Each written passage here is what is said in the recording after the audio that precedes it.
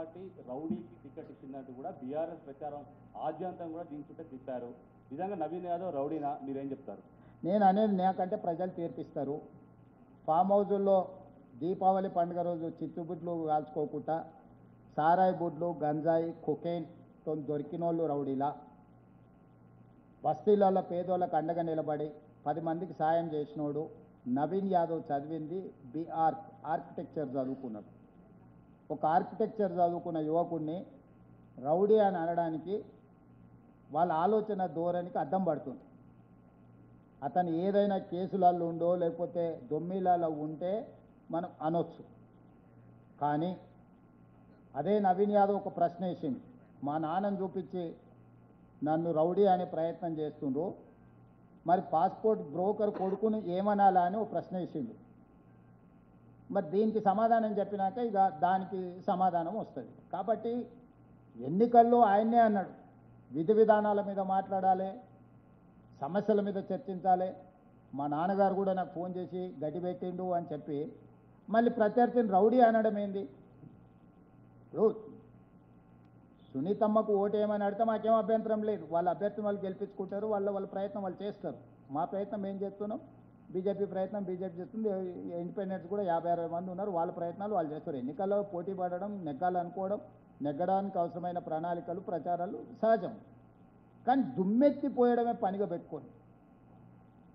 అసలు అంటే ఏం మాట్లాడుతున్నాం అనేది అర్థం లేకుండా మాట్లాడితే ప్రజలు తీర్పిస్తారు. జూబ్లీస్లో 14 నాడు ప్రజలు తీర్పిస్తారు స్పష్టంగా. వీటన్నిటి మీద ప్రజలే నిర్ణయిస్తారు. ఇప్పుడు నేను ఏం చేసినా నువ్వు టికెట్ ఇచ్చినావు కాబట్టి ఒకళ్ళతో పుచ్చుకుంటున్నావు అని మీరు మళ్ళీ ఇంకొక మాట మాట్లాడడానికి ఉంటుంది. డెఫినెట్గా 14 తారీఖు నాడు ప్రజలు తీర్పిస్తారు. వంశీ గారు, Vamshi Srinivas, Vamshi Deccan Chronicle sir. Sir first of all నిన్న మీరు ఇచ్చిన ఇష్యూరెన్స్ జర్నలిస్ట్కి చాలా ఆనందం కలిగించింది సార్. హౌసింగ్ సమస్యకి నేను పరిష్కరిస్తామని సుప్రీంకోర్టు తీర్పుకు లోబడే పరిష్కారం చేయొచ్చు అని చెప్పి లీగల్ ఎక్స్పర్ట్స్ ఇస్తున్న దాన్ని మీరు ఒక 10 నిమిషాలు మీరు కేటాయించి చేస్తే అది ఖచ్చితంగా రిజాల్వ్ అవుతుందని మా అందరికీ నమ్మకం ఉంది sir. About the second issue of the questions ఏంటంటే సార్, మీరు ఇందాక ఒకటి అంటే మీకున్న పొలిటికల్ అసెస్మెంట్ దాని మీద మాట్లాడుతూనే మర్జర్ అని ఒక మాట మాట్లాడడం జరిగింది బీజేపీ బీఆర్ఎస్కి సంబంధించి, దాని లిట్మస్ టెస్ట్ అని, దాని మీద కొంత ఎలాబొరేట్ చేయండి sir. Second thing, as a politician you know how time is precious sir. మీరన్న time will quickly roll out. మీ ఫ్లాగ్షిప్ ప్రోగ్రామ్స్కి సంబంధించి ఇప్పుడున్న మనీకి అంటే లైక్ మోసీ కానీ ఫ్యూచర్ సిటీ కానీ ఇంకేదైనా సరే, ప్లస్ ఇప్పుడున్న ఫండ్స్ షార్టేజ్ దానికి సంబంధించి కానీ anything new method of fund రైజింగ్లో ఏమన్నా ఆలోచించి చేసి ప్రయత్నం చేసి దాన్ని కంప్లీట్ చేస్తే మళ్ళీ మీరు అన్నట్టు నెక్స్ట్ ఎలక్షన్లో మీరు వాళ్ళని ఇంకొక మ్యాండేట్ అడగడానికి ఉంటుంది కాబట్టి అట్లాంటి ఆలోచన ఏమన్నా ఉంది? ఫైనాన్షియల్స్ మీద చాలా డీటెయిల్ వర్కౌట్ జరుగుతుంది. ఇప్పుడు పెన్షన్ స్కీమ్స్ కింద, పెన్షన్ ఫండ్స్ కింద ఇతర దేశాలల్లో వెరీ లెస్ రేట్ ఆఫ్ ఇంట్రెస్ట్తో 1000 కోట్లు ఇవ్వడానికి సిద్ధంగా ఉన్నారు. కాకపోతే కేంద్ర ప్రభుత్వం వాటికి అనుమతి ఇవ్వాలి, ఆ ప్రయత్నం చేస్తున్నాము.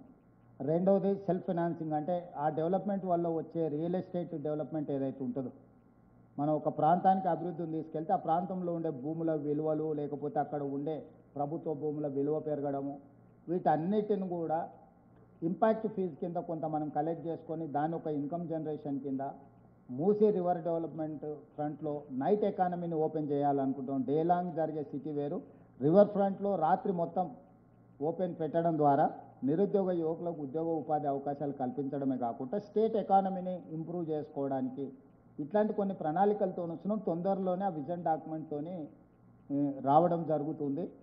దీనికి ఏది చేయాలన్నా కూడా కేంద్ర ప్రభుత్వ సహకారం కూడా ఉండాలి. ఇప్పుడు మనం తెచ్చిన అప్పులు, చంద్రశేఖరరావు గారు తెచ్చిన అప్పులు 8% నుంచి 11.5% మధ్యలో అప్పులు ఉన్నాయి. మ్యాక్సిమం 10 ఏళ్ళ నుంచి 15 ఏళ్ళ లోపలనే అప్పులు తెచ్చారు.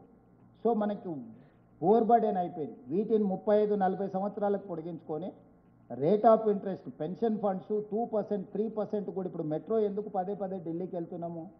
ఇలా 43,000 కోట్లతో ప్రతిపాదనలు ఉన్నాయి మెట్రో. సావరిన్ గ్యారంటీ ఇస్తే జస్ట్ 2% కోసమే 40,000 కోట్లు అప్పు వస్తుంది మనకు.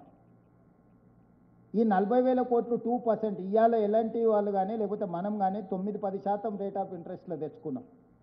ప్లస్ 10 ఏళ్ళు మారిటోరియం ఉంటుంది, జస్ట్ ఇంట్రెస్ట్ కడితే చాలు, అసలు కట్టాల్సిన పని లేదు. ఈ లోపల ఈ మెట్రో విస్తరించడమే కాకుండా ప్రాఫిట్ మేకింగ్ బిజినెస్గా మారుతుంది. ఈరోజు మెట్రోని విస్తరించడం వల్ల ఆ ఏరియాలో వచ్చే రియల్ ఎస్టేట్ డెవలప్మెంట్ని మనం ఇంపాక్ట్ ఫీజు కింద కొంత మనం ఫీజు కలెక్ట్ చేసుకొని వాళ్ళకు వచ్చే లాభంలో కొంత మనం ఫీజు కలెక్ట్ చేసుకుంటే రెవెన్యూ రిసోర్సెస్ని మనం ఇంప్రూవ్ చేసుకోవచ్చు. ప్లస్ కొన్ని పబ్లిక్ ప్రైవేట్ పార్ట్నర్షిప్లో కూడా కొంతమంది ఏరియాస్ డెవలప్ చేయడానికి ముందుకు వస్తున్నారు ఇన్వెస్ట్మెంట్ చేయడానికి. ఇప్పుడు ఎంఆర్ ప్రాపర్టీస్ ఇష్యూ ఉంది. బోల్డర్ హిల్స్ 20 ఏళ్ళ నుంచి అది ఒక చిక్కుముళ్ళ కింద పడిపోయింది. ఇప్పుడు మేము చీఫ్ సెక్రటరీ వీళ్ళందరూ ఒక కమిటీని కాన్స్టిట్యూట్ చేసినాం. ఎంఆర్ ప్రాపర్టీస్తోని మనం సమస్యను పరిష్కరించుకుంటే మనకు చాలా వరకు నిధులు రావడానికి అవకాశం ఉంది. ఇట్లాంటివి కొన్ని దీర్ఘకాలికమైన సమస్యలను పరిష్కరించుకోవడం ద్వారా రిసోర్స్ మొబిలైజ్ చేసుకో